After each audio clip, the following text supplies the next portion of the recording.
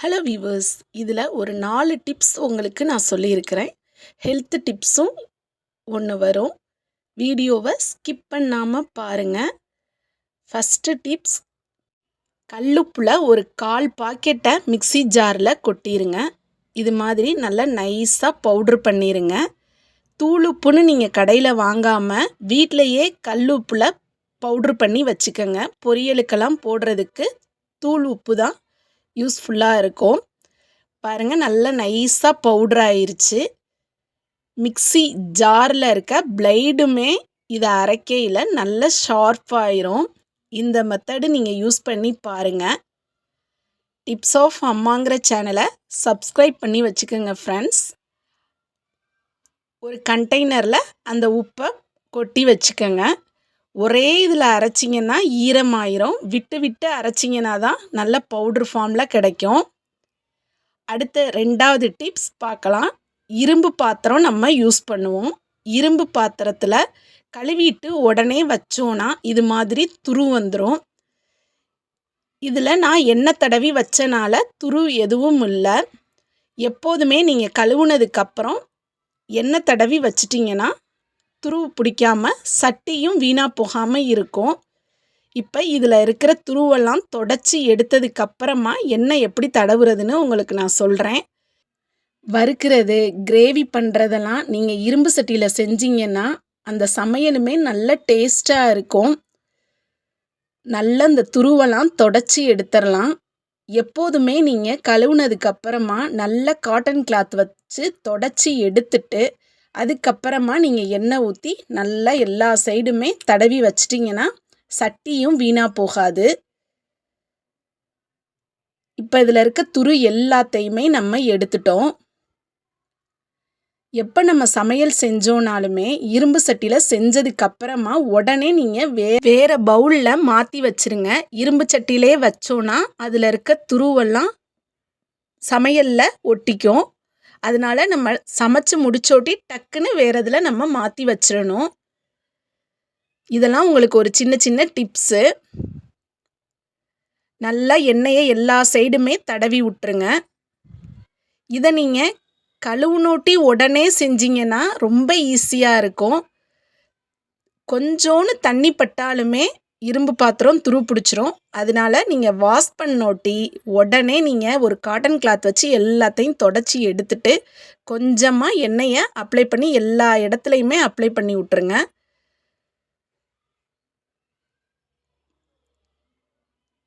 பாருங்கள், இதுலையுமே அப்படியே இருக்குது துருவு.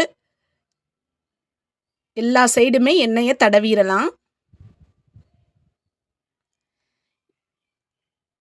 சமையல்லாம் இரும்பு பாத்திரத்தில் செஞ்சிங்கன்னா ஹீமோக்ளோபின் இன்க்ரீஸ் ஆகும். ஒரு டாக்டரே இதை சொன்னாங்க. ரொம்ப ரத்தம் கம்மியாக இருக்கவங்களுக்கு இரும்பு சட்டியில் சமைச்சு கொடுங்க, ரத்தம் நல்லா இன்க்ரீஸ் ஆகும்னு சொன்னாங்க. எண்ணெய் தடவுனதுக்கப்புறம் எப்படி ஆயிடுச்சு பாருங்கள். இதை உடனே நீங்கள் செஞ்சிட்டிங்கனாலும் சட்டியும் வீணாக போகாது. அவ்வளோதான் ஃப்ரெண்ட்ஸ், இந்த மெத்தடில் நீங்கள் இரும்பு சட்டியை யூஸ் பண்ணுங்கள். 3rd டிப்ஸ், மணி பிளான்ட் பிடிக்காதவங்க யாருமே இருக்க முடியாது. கொஞ்சம் கொஞ்சமாக கொடியை கட் பண்ணி நான் தண்ணியில் போட்டு ஒரு 10 நாள் வச்சுட்டேன். வச்சு எடுத்ததுக்கப்புறமா ஆனால் டெய்லி நீங்கள் தண்ணி மாற்றிடணும். 10 நாளும் தண்ணியிலே கிடக்கணும். நல்ல வேர் விட்டு வந்திருக்கும். இப்போ இதை நம்ம மண்ணில் மாற்றி வைக்க போகிறோம். இதுக்காக நான் கடையிலலாம் பவுல் வாங்கலை. வீட்டில் சாப்பாடு வாங்கின பவுல்லையும் பிஸ்கட் வாங்கின பவுல்லையும் தான் இந்த செடிகளை வைக்க போகிறேன். சின்ன சின்னதாக கட் பண்ணி எடுத்துக்கோங்க. வேர் எப்படி விட்டு வந்திருக்கு பாருங்க. தண்ணியிலே கடந்தது தான். அப்படியே போட்டு வச்சிட்டிங்கன்னா தண்ணி பாசாம் பிடிச்சிரும். டெய்லி நீங்கள் தண்ணி மட்டும் மாற்றிடணும். அப்போ தான் உங்களுக்கு வேர்களும் பாசான் இல்லாமல் நல்ல தெளிவாக இருக்கும். இதை நம்ம இந்த பவுலில் வச்சிடலாம்.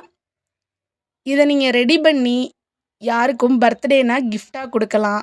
இல்லை உங்கள் வீட்டிலையே நீங்கள் டேபிளில் பசங்க படிக்கிற டேபிளில் வச்சிட்டிங்கன்னா பார்க்குறதுக்கே அவ்வளோ அழகாக இருக்கும். வீட்டுக்குள்ளேயே நம்ம மணி பிளான்ட்டும் வளர்த்துறலாம். இது அவ்வளவா க்ரோத்தும் இருக்காது. சின்னதில் நம்ம வச்சுருக்கனால கொஞ்சம் க்ரோத்தோடு தான் வளரும். தண்ணி நம்ம ஃபுல்லாக ஊற்றிடக்கூடாது. சும்மா தெளித்து தெளித்து தான் ஊற்றணும். இது பிஸ்கட் வாங்கின பவுலு. பார்க்கவே பவுல் அழகாக இருந்துச்சு. எனக்கு தூக்கி போட மனசில்லை. சரி இதுலேயும் நம்ம ஒரு மணி பிளான்ட்டை ஊண்டி வச்சிடலாம் அப்படின்ட்டு கொஞ்சமாக மண்ணை போட்டு ரெடி பண்ணிட்டேன். இது இப்போ படிக்கிற டேபிளில் தான் நான் வைக்க போகிறேன். பாருங்கள், நல்லா இந்த களிமண் மட்டும் நம்ம போடக்கூடாது. இதோட மணலும் கலந்து தான் நம்ம போடணும். அப்போ தான் வேர்கள் எல்லா சைடும் விட்டு நல்லா வளரும். இப்போ இதுலேயும் நம்ம ஒரு செடியை வச்சிடலாம். ஏற்கனவே செடியில் வேர் இருக்கனால நல்லா தளைஞ்சு வரும். பாருங்கள், இந்த பவுலில் நல்லா செட் பண்ணிட்டோம் பாருங்கள். இதுக்கு முன்னாடி நான் வீட்டில் ஒரு 2-3 இதில் நான் செட் பண்ணி வச்சுருக்கிறேன். அதையும் உங்களுக்கு நான் காட்டுறேன். டேபிளில் வைக்கிறதுக்கே எவ்வளோ அழகாக இருக்குது பாருங்கள். சும்மா தண்ணி ஒரு 1/4 டம்ளர் மட்டும் இதுக்கு அப்படியே தெளித்த மாதிரி ஊற்றிட்டோன்னா, ஒரு நாள் விட்டு ஒரு நாள் மட்டும் ஊற்றினாவே போதும். ஏன்னா நம்ம ஹோல்ஸ் எதுவும் போடலை தண்ணி வெளியாகிறதுக்கு. வீட்டில் முன்னாடி நான் ரெடி பண்ணி வச்சுருந்த செடி வளர்ந்துருக்கு பாருங்கள். இந்த அளவு தான் இதில் வளரும்.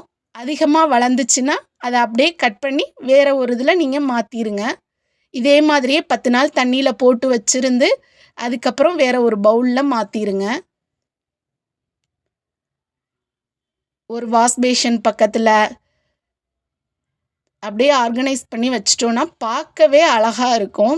அங்கங்கே வீட்டில் பச்சையாக இருக்குது அவ்வளோ அழகாக இருக்கும். இதில் நான் கத்தாழையும் வச்சுருக்கிறேன். சும்மா லஞ்சு கட்டுற பாக்ஸ் தான் ஃப்ரெண்ட்ஸ். பசங்க படிக்கையில் டேபிளில் இருந்துச்சுன்னா பார்க்குறதுக்கே நமக்கு அழகாகவும் இருக்கும். ஹாலில் செல்ஃப்லையும் நீங்கள் இந்த இதை வைக்கலாம். நம்ம கண்ணு முன்னாடியே ஒவ்வொரு இலையாக வளரையில் அவ்வளோ அழகாக இருக்கும். பாசிட்டிவ் திங்கிங்கும் அதிகரிக்கும். ஃப்ரெண்ட்ஸ், இப்போ 4வது டிப்ஸு ஹெல்த்து டிப்ஸ் தான் நம்ம பார்க்க போகிறோம். இதுக்கு நான் துருவின தேங்காய் கொஞ்சம் எடுத்துருக்கிறேன். ஸ்கூலுக்கு போகிற பிள்ளைகளுக்கு ஸ்நாக்ஸ் டப்பாவில் என்ன வச்சு விட்றதுன்னு யோசனை பண்ணிக்கிட்டு இருப்பீங்க. என்கிட்ட ஒரு ஃப்ரெண்டும் கேட்டாங்க. இந்த மாதிரி நீங்கள் செஞ்சு கொடுக்கையில் பிள்ளைகளுக விரும்பி சாப்பிடுவாங்க. டேட்ஸில் இருக்க சீட்ஸ் எல்லாம் எடுத்துருங்க. தேங்காய் துருவுனதை டேட்ஸ்க்கு நடுவில் வச்சு அப்படியே கவர் பண்ணி ஸ்நாக்ஸ் டப்பாவில் வச்சு கொடுத்துட்டோன்னா டேஸ்ட்டும் செம்மையாக இருக்குன்னு குழந்தைகள் விரும்பி சாப்பிடுவாங்க. பாருங்கள், இந்த மாதிரி தான் ரோல் பண்ண மாதிரி பண்ணிடணும். டேட்ஸை எப்போதுமே கழுவிடுங்க. கழுவி எடுத்த டேட்ஸில் சீட்ஸை எடுத்துட்டு துருவி வச்சுருக்க தேங்காயை சேர்த்துருங்க. தேங்காய் உடம்புக்கு அவ்வளோ நல்லது. ஏற்கனவே நான் நிறைய சொல்லியிருக்கிறேன்.